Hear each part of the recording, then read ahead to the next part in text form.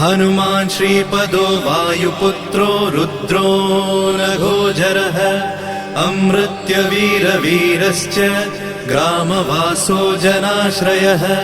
धनदो निर्गुणः शूरो वीरो निधिपतिर्मुनिः पिङ्गाक्षो वरदो वाग्मी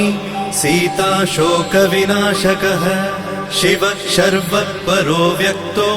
व्यक्तो धराधरः पिङ्गकेशः पिङ्गरोमा श्रुतिगम्यः सनातनः अनादिर्भगवान् देवो विश्वहेतुर्जनाश्रयः आरोग्यकर्ता विश्वेशो विश्वनाथो हरीश्वरः भर्गो रामो रामभक्तः कल्याणप्रकृतिस्थिरः विश्वम्भरो विश्वमूर्तिर्